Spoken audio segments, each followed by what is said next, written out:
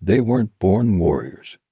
This is the story of a unit forged in the crucible of war, a brotherhood of misfits and daredevils who would become one of the most elite and feared special forces in history. This is the true story of the 1st Special Service Force, better known as the Devil's Brigade. The year is 1942.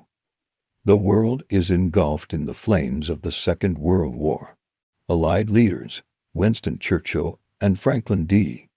Roosevelt, are searching for an edge, a way to strike at the heart of the Axis powers where they least expect it. An audacious plan is born, codenamed Project Plough, conceived by British inventor Geoffrey Pike.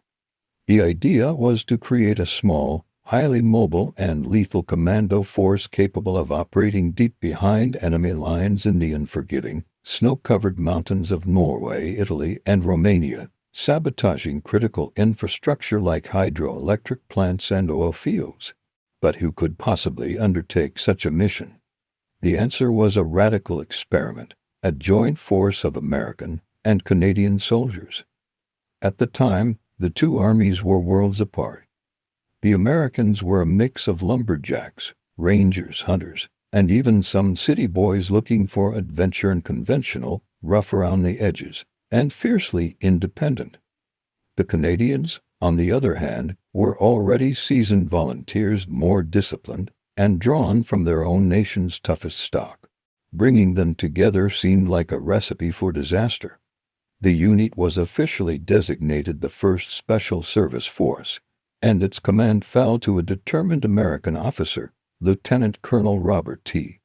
Frederick, a man who, despite having no prior combat experience, possessed the vision and grit to lead this unprecedented force.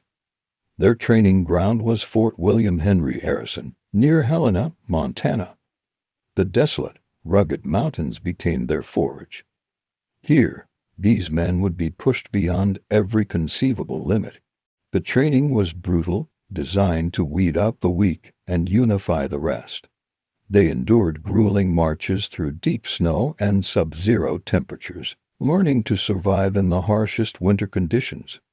They were taught to be masters of mountain warfare, scaling sheer rock faces and skiing at high speeds with full combat gear. Their instructors were hand-picked experts, including Scandinavian ski champions who taught them to move like phantoms on snow. But it wasn't just about endurance. They had to become lethal. Hand-to-hand combat was a core part of their training, taught by former Shanghai Municipal Police Officer Dermot Pat O'Neill. They learned a silent, deadly form of combat, a mix of martial arts and street fighting designed for close-quarters killing. They mastered the use of the V-42 stiletto, a unique fighting knife designed specifically for them, capable of piercing a steel helmet. Every man became an expert in explosives, learning how to demolish bridges, railways, and enemy installations with calculated precision. They jumped from planes in the dead of night, practicing parachute infiltration to land silently behind enemy lines. The goal was to create a soldier who could fight anywhere, with any weapon, or with no weapon at all. This intense training did more than just build skills, it built a brotherhood. The initial friction between the boisterous Americans and the more reserved Canadians quickly melted away in the face of shared hardship. They weren't Americans or Canadians anymore. They were forcemen. They endured the same cold, the same hunger, and the same exhaustion. They bled together in training accidents and pushed each other to succeed. A unique culture was born, a blend of American swagger and Canadian steadfastness, united by a singular purpose. They developed their own insignia, a red arrowhead symbolizing the Native American warriors they sought to emulate, with USA and Canada inscribed on it. In late 1943, the time for training was over. Project Plough had been scrapped, but the Allies had a new, urgent mission for their elite force. The Italian campaign was bogged down in a series of heavily fortified German defensive positions known as the Winter Line. The forcemen were deployed to Italy, their first test in real combat. Their target was Monte La Defensa, a seemingly impregnable mountain fortress that had repelled multiple Allied assaults. The Germans believed the sheer cliffs on one side of the mountain made it impossible to attack from that direction. They were wrong. Under the cover of a freezing, rain-soaked night, the forcemen did the impossible. They began a silent, vertical ascent up the treacherous cliffs, a feat of mountaineering and sheer willpower that stunned the German defenders. With their faces blackened with boot polish for camouflage, they crested the summit and fell upon the enemy with a terrifying ferocity. The battle for La Defensa was savage and fought at close quarters. But the forcemen's brutal training paid off.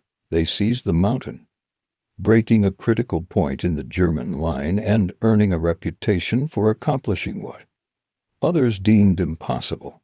Their legend only grew from there.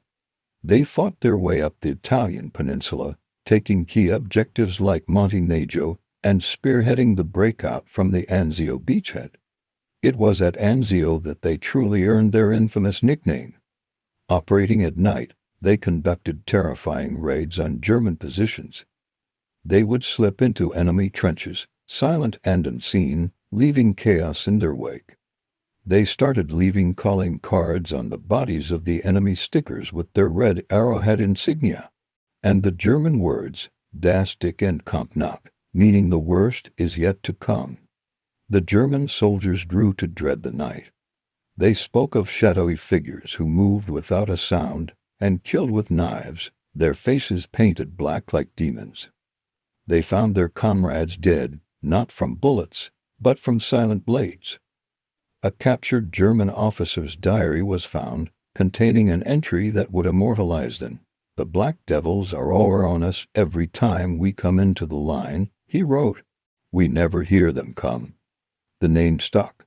The Devil's Brigade was born not from an order, but from the fear of their enemy. These men were not supermen. They were human.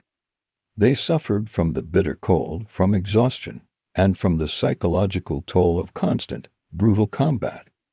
They lost friends, brothers in arms, in the mud and snow of Italy and later in the fields of southern France.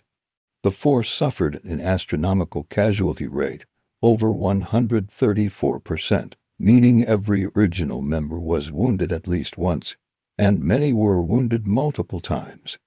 Yet, they never failed a mission. They fought for each other, driven by a loyalty that transcended nationality and rank.